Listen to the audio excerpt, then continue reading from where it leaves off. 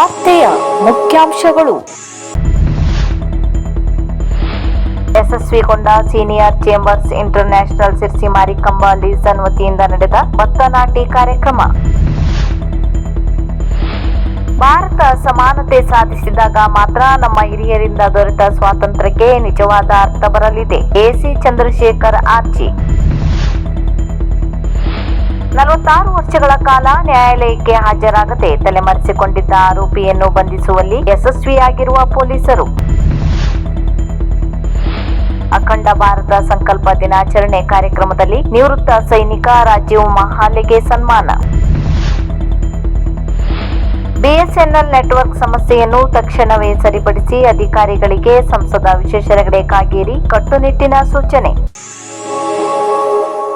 ಇಲ್ಲಿಯ ಮಾರಿಕಂಬ ಜಿಲ್ಲಾ ಕ್ರೀಡಾಂಗಣದಲ್ಲಿ ಸಾರ್ವಜನಿಕವಾಗಿ ನಡೆದ 80ನೇ ಸಾರ್ವಜನಿಕ ಸ್ವಾತಂತ್ರ್ಯೋತ್ಸವದ ಧ್ವಜಾರೋಹಣವನ್ನು ಎಸಿ ಚಂದ್ರಶೇಖರ್ ಆರ್ಜಿ ನೆರವೇರಿಸಿದರು. ಇದಕ್ಕೂ ಪೂರ್ವದಲ್ಲಿ ಶಾಸಕ ಭೀಮಣ್ಣ ಟಿ ನಾಯ್ಕ ಅವರು ರಾಷ್ಟ್ರ ನಾಯಕರ ಭಾವಚಿತ್ರಕ್ಕೆ ಪೂಜೆ ಸಲ್ಲಿಸಿದರು.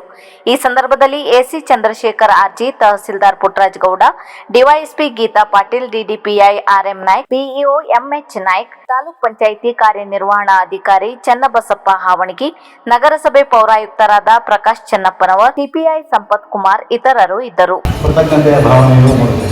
ಏಕೆಂದರೆ ಈ ನಮ್ಮ ಹೆಮ್ಮೆಯ ತ್ರಿವರ್ಣ ಧ್ವಜವು ಸತತ ಹೋರಾಟದಿಂದ ಲಭಿಸಿದಂತಹ ದೇಶದ ಸ್ವಾಭಿಮಾನದ ಸಂಕೇತ ಆಗಿದೆ. 1947 ಆಗಸ್ಟ್ 15ರಂದು ನಾವು ಸ್ವಾತಂತ್ರ್ಯವನ್ನು ನಿರಂತರ ಹೋರಾಟದ ಮೂಲಕ ಪಡೆದಿದ್ದೇವೆ. ಈ ಸ್ವಾತಂತ್ರ್ಯದ ಹಿಂದೆ ಅನೇಕ ವರ್ಷಗಳ ಹೋರಾಟವಿದೆ. Senior chamber international Sirsi Marikamba ಲೀಸನ್ ವತಿಯಿಂದ ಇಸ್ಲೂರಿನ ದುಷ್ಯಂತ ಕೊಲ್ಲೂರಿ ಅವರ ಜಮೀನಿನಲ್ಲಿ ಭತ್ತ ನಾಟಿ ಕಾರ್ಯಕ್ರಮವನ್ನು ಹಮ್ಮಿಕೊಳ್ಳಲಾಗಿತ್ತು. ಬೆಳಗ್ಗೆ 9:30ರಿಂದ 10 ಗಂಟೆಯವರೆಗೆ ನಡೆದ ಈ ಕಾರ್ಯಕ್ರಮದಲ್ಲಿ ಸೀನಿಯರ್ ಚೇಂಬರ್ ಇಂಟರ್ನ್ಯಾಷನಲ್ ಸದಸ್ಯರು ಉತ್ಸಾಹದಿಂದ ಭಾಗವಹಿಸಿ ಸಾಂಪ್ರದಾಯಿಕ ಕೃಷಿ ಚಟುವಟಿಕೆಯಾದ ಭತ್ತ ನಾಟಿಯಲ್ಲಿ ಪಾಲ್ಗೊಂಡು ಒಗ್ಗಟ್ಟಿನಿಂದ ಕೆಲಸ ಮಾಡುತ್ತಾ ಸಂತೋಷ ಅನುಭವಿಸಿದರು. Senior chamber international Sirsi Marikamba ಲೀಸನ್ ಅಧ್ಯಕ್ಷರಾದ ಸೀನಿಯರ್ ಮಂಗಳಗೌರಿ ನೆಜ್ಜೂರು ಹಾಗೂ ಖಜಾಂಚಿ ಗೋಪಬಾಲಿ ಹೆಗಡೆ ಸೇರಿದಂತೆ ಸೀನಿಯರ್ ಚೇಂಬರ್ ಇಂಟರ್ನ್ಯಾಷನಲ್ ಸದಸ್ಯರು ಕಾರ್ಯಕ್ರಮದಲ್ಲಿ ಭಾಗವಹಿಸಿ ಕಾರ್ಯಕ್ರಮವನ್ನು ಯಶಸ್ವಿಗೊಳಿಸಿದರು. ಕೃಷಿಯ ಮಹತ್ವ, ಕೃಷಿ ಕಾರ್ಮಿಕರ ಒಡನಾಟ, ಮಣ್ಣಿನೊಂದಿಗೆ ಬೆಸೆಯುವ ಅನುಭವ ಹಾಗೂ ನಮ್ಮ ಸಾಂಪ್ರದಾಯಿಕ ಕೃಷಿ ಪದ್ಧತಿಯನ್ನು ಉಳಿಸುವ ಸಂದೇಶವನ್ನು ಈ ಕಾರ್ಯಕ್ರಮ ಸಾರಿತು.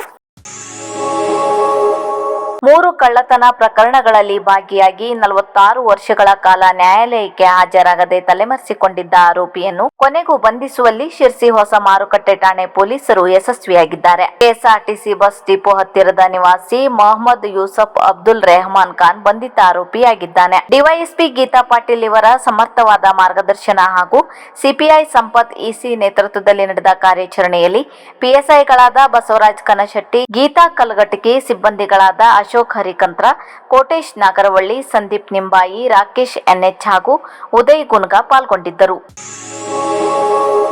ಇಲ್ಲಿಯ ಅಂಬೇಡ್ಕರ್ ಸಭಾಭವನದಲ್ಲಿ ಹಿಂದೂ ಜಾಗರಣ ವೇದಿಕೆಯಿಂದ ನಡೆದ ಅಖಂಡ ಭಾರತ ಸಂಕಲ್ಪ ದಿನಾಚರಣೆ ಕಾರ್ಯಕ್ರಮದಲ್ಲಿ ನಿವೃತ್ತ ಭಾರತೀಯ ಸೈನಿಕ ರಾಜೀವ್ ಮಹಾಲೆಗೆ ಸನ್ಮಾನಿಸಿ ಗೌರವಿಸಲಾಯಿತು. ಈ ಸಂದರ್ಭದಲ್ಲಿ ಕಾರ್ಯಕ್ರಮದ ಅಧ್ಯಕ್ಷತೆ ವಹಿಸಿದ ಉದ್ಯಮಿ ಉಪೇಂದ್ರ ಪೈ ಅವರು, ಹಿಂದೂಗಳಲ್ಲಿ ಒಗ್ಗಟ್ಟಿನ ಸಮಸ್ಯೆ ಇರುವುದರಿಂದ ನಾವೆಲ್ಲರೂ ಒಗ್ಗಟ್ಟಿನಿಂದ ಹಿಂದುತ್ವದ ಮಂತ್ರ ಸಾರಬೇಕು ಎಂದರು. ಸಭೆಯ ಮುಖ್ಯ ವಕ್ತಾರರಾಗಿ ರಾಷ್ಟ್ರೀಯ ಸ್ವಯಂ ಸೇವಕ ಸಂಘದ ರವೀಂದ್ರ ಜಿ ಹಾಗೂ ಹಿಂದೂ ಜಾಗರಣ ವೇದಿಕೆಯ ಹರೀಶ್ ಕರ್ಕಿ ಉಪಸ್ಥಿತರಿದ್ದರು. ಕಾರ್ಯಕ್ರಮದ ಮೊದಲಿಗೆ ಭಾರತ ಮಾತೆಯ ಭಾವಚಿತ್ರಕ್ಕೆ ಪೂಜೆ ಸಲ್ಲಿಸಿ ಪುಷ್ಪಾರ್ಚನೆ ಗೈಯಲಾಯಿತು.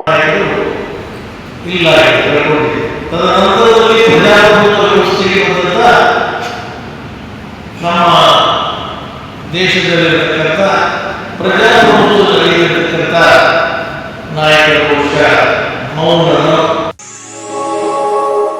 ಪ್ರಮುಖ ಪ್ರವಾಸಿ ತಾಣಗಳಿಗೆ ನೂತನ ಟವರ್ಗಳ ಮಂಜೂರಾತಿ, ನೆಟ್ವರ್ಕ್ ರಹಿತ ಪ್ರದೇಶಗಳ ಗುರುತಿಸುವಿಕೆಗೆ ಸಮಗ್ರ ಸರ್ವೆ ನಡೆಸಿ ವರದಿ ಸಲ್ಲಿಸಲು ಸಂಸದ ವಿಶ್ವೇಶ್ವರ ಕಾಗೇರಿಯವರು ಆದೇಶ ನೀಡಿದ್ದಾರೆ.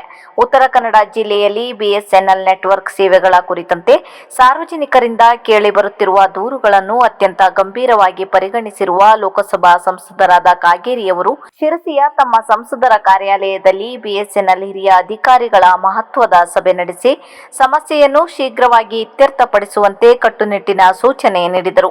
ಸಭೆಯಲ್ಲಿ ಬಿಎಸ್ಎನ್ಎಲ್ನ ಮಂಗಳೂರು ವಿಭಾಗದ ಮಹಾಪ್ರಬಂಧಕರು ಹೇಮಂತ್ ಸದಾಶಿವ, ಕಾರವಾರ ವಿಭಾಗದ ಉಪ ಮಹಾಪ್ರಬಂಧಕರು ಮಲ್ಲಿಕಾರ್ಜುನ್ ತಾಳಿಕೋಟೆ ಸೇರಿದಂತೆ ಪ್ರಮುಖ ತಾಂತ್ರಿಕ ಅಧಿಕಾರಿಗಳು ಉಪಸ್ಥಿತರಿದ್ದರು.